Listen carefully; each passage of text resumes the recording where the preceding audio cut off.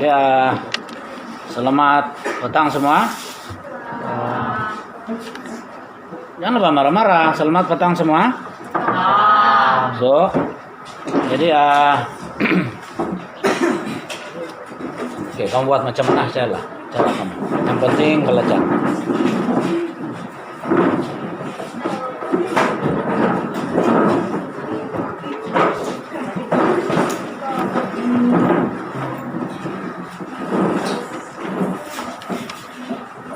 Ada yang dapat satu orang satu, ada yang kongsi itu. Tidak cukup. Selama ini pernah kamu gunakan buku ini?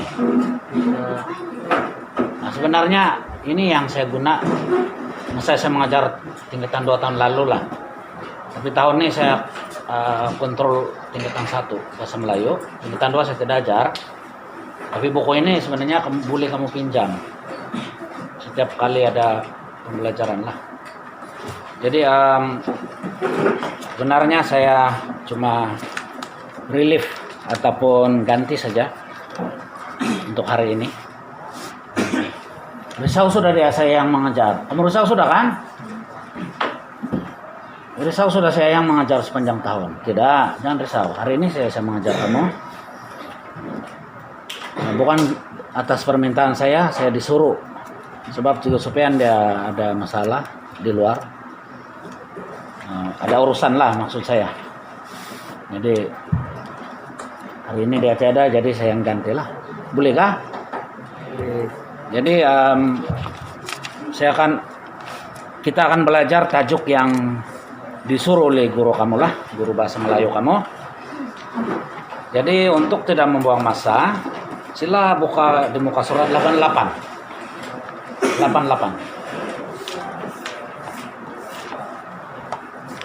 Oke. Surat 88. Oke, ini merupakan prosa modern ke tradisional. Oke, sebelum itu apa tajuk yang kamu jumpa? Pelanduk, mengajar, memerang. Jadi ini kategori prosa modern ataupun prosa lama? Prosa klasik ataupun prosa lama, cerita dulu-dulu. Kalau kamu punya buku teks tuh yang original tuh, dia punya bahasa pun bukan macam bahasa Melayu yang sekarang kan. Dia ada lain lagi dia punya bahasa tuh. Itu adalah bahasa tradisional bahasa Melayu lama. Jadi guru BM kamu cuma mau kamu buat satu benda saja, yaitu mengkaji tentang sinopsis saja. Dia mau kamu betul-betul hafal. Dia kata baca dan pahamkan cerita dia dan ambil nota lah. Macam mana maksud paham? Ayo, macam mana maksud paham? Nah, sebagai bukti dia, bila kamu kena suruh pergi depan, ceritakan sinopsis pelanduk mengajar memerang. Senang saja, kamu pun ceritakan tidak sampai 5 menit, selesai. Itu maksudnya paham. Tapi bila kamu kena suruh pergi depan dan ceritakan sinopsis pelanduk mengajar memerang, garu-garu kepala, jarang-jarang terbercakap, itu maksudnya tidak paham. Jadi objektif pelajaran kita hari ini, mesti kamu betul-betul paham dia punya cerita, hafal dia punya cerita lah. Jadi ada 2 sih activity hari ini. Satu, kita memahami dia punya cerita. Kedua, buat ayat lah. Jadi redolin kan, pakai pergi depan. Sentiasa pakai mas, bawa buku tuh. Oke. Bolehkah saya suruh kamu di sini? Bolehkah saya suruh dia untuk panduan kita memahami cerita ini? Bolehkah tidak? Boleh. Oke, yang susah nanti saya bagi juga peluang nih. Tunggu ada juga peluang. Oke, jadi Ridolin akan baca ini sehingga saya suruh berhenti baru dia berhenti. Kita cuma tengok buku itu dan pasang telinga. Oke, mulai pada zaman dahulu. Nabi Allah Sulaiman, semua hewan ditakdirkan oleh Allah dapat Nabi Allah Sulaiman mempunyai 5 perdana menteri yang terdiri daripada manusia. Jin yang bernama Ifrit. landak dan tenang. Sementara kalimat 5 perdana menteri itu Syar Alamlah yaitu landaklah yang paling maksud dibijaksanaan. Nah, ini dia punya mukadimah. Karena suatu hari Syah Alam diundang melawatkan penguasa wilayah Syah Alam diundang sampai dia pulang yang mencari tempat tinggal mereka. Ada 7 ekor anak kembarang yang berangkat menuju itu. Anak-anak kembarang itu keluar dari lubang lalu bertanya. Syah Alam diundang bertanyakan kepada ibu dan bapak anak-anak itu. Anak kembarang mengatakan bahwa ibu dan bapaknya pergi mencari ikan untuk dijadikan makanan. Setelah itu, Syah Alam terfikir bahwa Allah selalu melakukan penganiayaan terhadap ikan di kaki. Syah Alam diundang misi untuk apabila memikirkan kedua ikan itu pada Nabi Sulaiman. Syah Alam diundang Membuat pakatan. Oke. Tidak berapa lama kemudian, burung berbunyi secara acak-acakan. Apabila mendengar bunyi itu, Syah Alam diundang terus berseru. Tanpa sadar, Syah Alam memijak anak-anak kembarang itu sehingga Ya, duduk.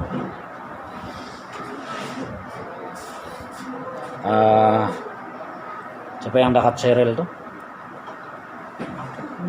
Amelie.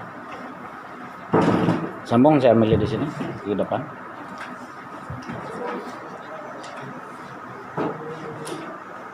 Setelah hari petang. Setelah hari petang, ibu dan bapak anak kembarang pulang ke lubang tersebut. Bapak dan bapak kembarang melihat semua anaknya sudah mati. Ibu dan bapak kembarang mengetahui Syah Alam dirintangi melakukan hal tersebut karena terdapat pesan kebapaknya di situ. Ibu dan bapak kembarang merasa sangat sedih karena sangat sayang akan anak-anaknya yang lucu. Pada malam itu, ibu dan bapak kembarang melakukan perbincangan.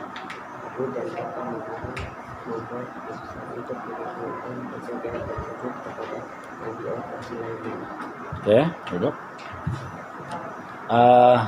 Sandra, yang sebelah sini tunggu dulu, nanti saya panggil juga. Dengan Risau sudah si LB apa itu? Bila lah saya dapat giliran, dia bilang tunggu, dapat juga. Tunggu Cheryl, nanti saya bagi peluang. yang mana saja itu? Pada keesokan harinya. Di sini tuh. Nah. Oke. Pada keesokan harinya, ibu dan bapak Memerang pergi berjumpa dengan Nabi Sulaiman. Ibu dan bapak Memerang mengadu tentang perbuatan yang dilakukan oleh Syah Alam di rimba terhadap anak-anak mereka. Setelah Baginda mendengar aduan tersebut, Baginda merasa heran akan kelakuan Syah Alam di rimba. Oleh itu, Baginda mahu mengadakan perbicaraan. Syah Alam di rimba dipanggil oleh Balatuk untuk menghadap Nabi Allah Sulaiman. Apabila Syah Alam di rimba sampai di balai penghadapan, Baginda mengemukakan berbagai soalan kepada Syah Alam di rimba.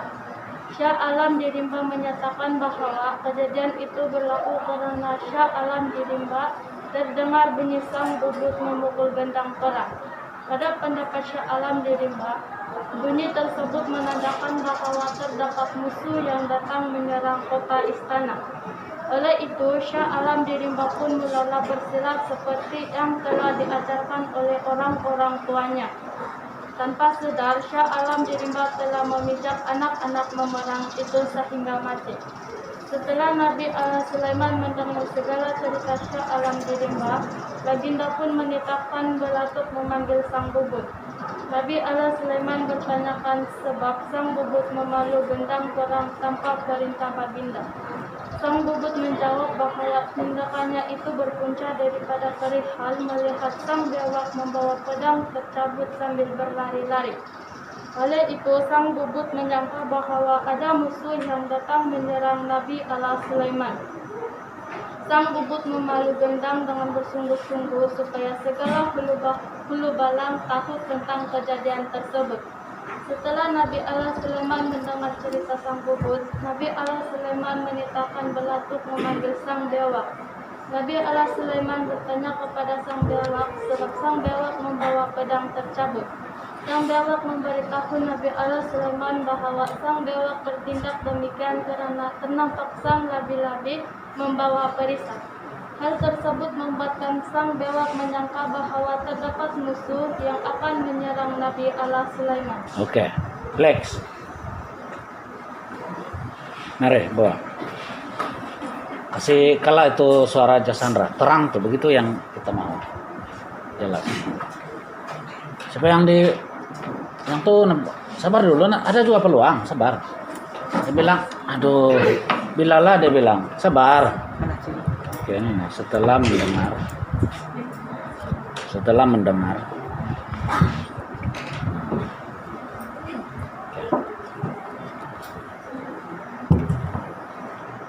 Setelah mendengar cerita sang labi-labi, Nabi Allah Sulaiman menitahkan Belatuk memanggil sang udang.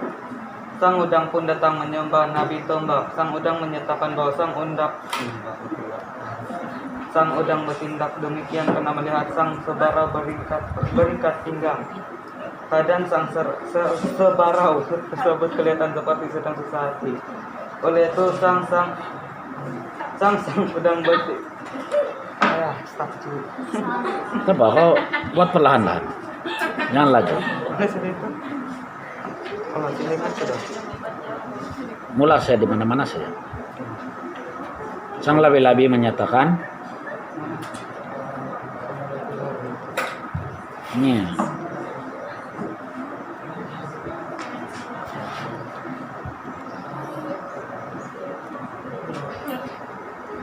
mana? ini.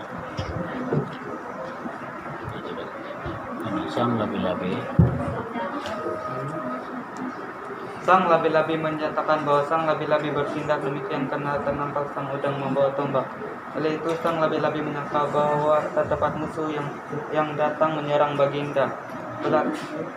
Belatuk memanggil sang udang. Sang udang pun datang menyembah Nabi Allah Sulaiman. Nabi Allah Sulaiman bertanyakan sebab sang udang membawa tombak. Sang udang menyatakan bahwa sang udang bertindak demikian karena melihat sang sebarau berikat pinggang. Keadaan sang sebarau tersebut kelihatan seperti sudah susah hati. Oleh itu, sang dia bilang. Tulis, baca saya lah. Sang udang apa itu?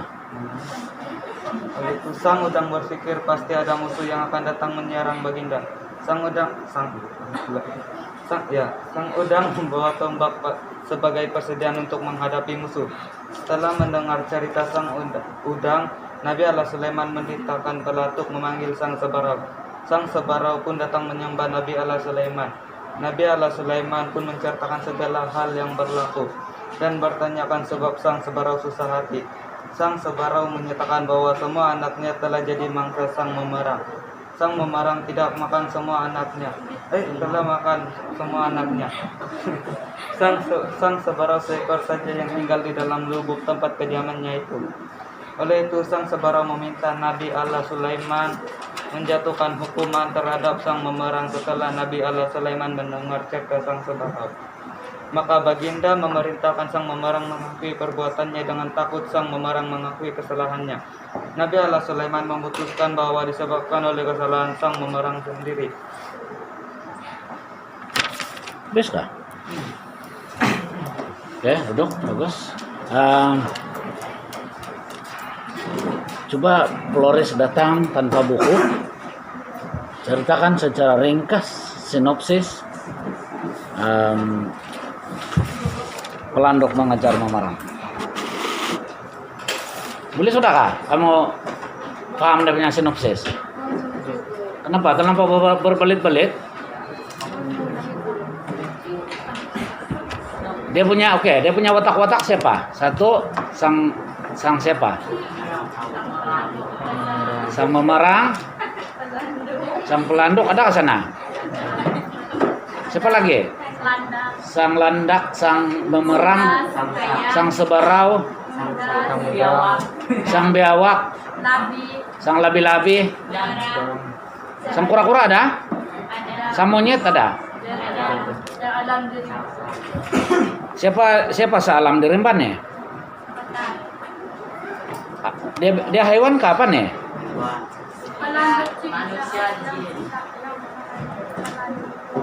Pelanduk kan ya sealam dirimba? Iya kan, pelanduk, seekor pelanduk.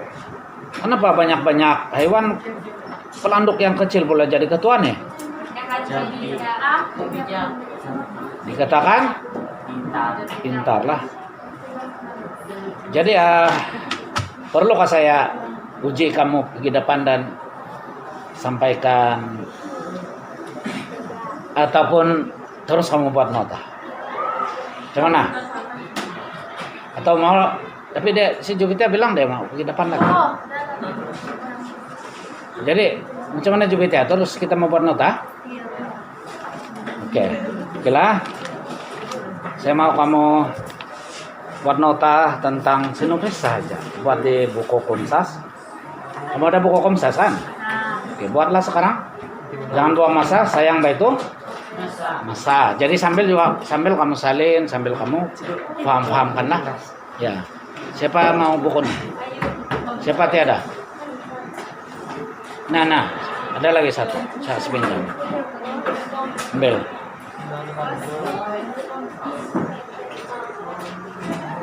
Ada suatu di belakang. Oke. Buat nota sekarang.